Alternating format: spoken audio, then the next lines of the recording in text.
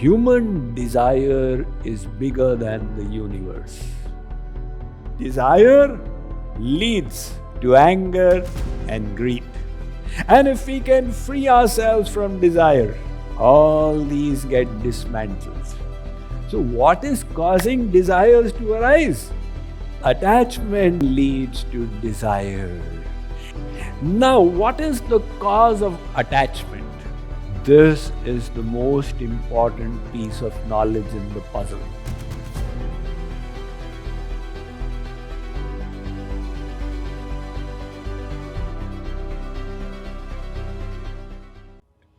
When somebody graduates in the university in USA, they think, if I can just become a millionaire, I'll be so happy. So they chase the great American dream in this land of opportunity and freedom. And let us say by the age of 40, you have become a millionaire. Desires fulfilled? Story over? No. Now the desires have multiplied tenfold. It's difficult to believe, but true, that the millionaire's desires are far more. Because now there's the billionaire, I have to get him down. And the billionaire is looking at Jeff Bezos and Bill Gates, I have to go ahead of them. So the more you have, the more you want. That is why desire is considered bigger than God. Yat prithivyam vrihiyavam hiranyam pashavastriya nalamekasya paryaptam tasmad etatrayam trajet. This verse says that if one person got all the pleasures of the world, desire will still not find satiation. What is the biggest thing in this world? Think of the mountains. What is bigger than the mountains? The ocean. What is bigger than the ocean? The planet itself. What is bigger than the planet? The solar system. Bigger than the solar system is the Milky Way. And bigger than that is the universe. So the scriptures say, Tatopi asha duratyaya. Human desire is bigger than the universe. Kripaluji Maharaj, my Gurudev, explained it like this. He says, supposing God had created this world such that you made a desire and it was fulfilled. Supposing this facility was given to human beings, still there would be no satiation. Make a desire, let me be a millionaire, here it is. Let me have this kind of home, here it is. Let me have a travel around the world, done. Even then, human beings would go on and on and on desiring for the rest of eternity. So that is why, what is the cause of greed? Fulfillment of desires. Now, supposing we make desires, there can only be one of two options. Either it will be hindered or it will be fulfilled. On fulfillment, it will lead to greed. On obstruction, it will lead to anger. And when anger comes, the Bhagavad Gita says, Krodhat bhavati sammoha, sammohat smriti vibhramaha, smriti bhranchat buddhinasho, buddhinashat pranashyati. The anger creates delusion. Delusion leads to bewilderment of memory. Bewilderment of memory leads to ruin of the intellect. And when intellect is ruined, the soul suffers a downfall. And the whole disease started off through desires. And supposing you reach such a stage where you can give up desires, there is no scope for greed, no possibility of anger, and all subsequent afflictions disappear. That is why the Kathopanishad says that fortunate soul who has gotten free of desires becomes like God. Yada sarve pramuchyante kama yesya hridishritaha atha martyo mrito bhavatyatra brahma samashnute. Brahma samashnute kama yesya hridishritaha. If desires disappear from your heart, you will become God-like.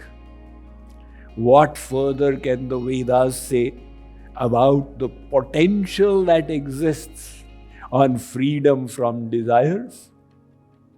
And the same is said in the Bhagavad. Vimunchati yada kaman manavo manasisthitan tarhyeva pundarikaksha bhagavatvaya kalpate. Bhagavatvaya kalpate. You'll become God-like. Yo na kamayate kinchit brahma bhuyaya kalpate. The Mahabharata is saying the same thing. And the Bhagavad Gita says that you will become sthita pragya. So, the Buddhist philosophy is based upon this point. The Buddha, he expressed in his philosophy, there are 4 golden truths in the world. The first is there is misery in this world. It's a fact. People say, why are people unhappy? He's saying this is the reality of the world. There is misery. The second golden truth, the Buddha said, is there is a cause for suffering. It is not happening without a cause. And the third, the cause of suffering is desire. And the fourth, if you can get rid of desire, you will become free of suffering. The Sankhya Darshan, this one of the 6 schools of Hindu philosophy, the Sankhya Darshan, says exactly the same thing. So that is why the scriptures are emphasizing Kuranga Matanga Patanga Bhringa Meenahata Pancha Bhireva Pancha Eka Pramadi Sakathanna Hanyate Yasevate Pancha Bhireva Pancha. The deer desired wonderful sounds. The hunter in the forest created sweet music to attract the deer and shot it. The elephant was lowered into the pit because there was a female elephant. And the elephant loves to touch. It fell to its death. The moth was attracted by the sense of sight to the burning flame and met its death.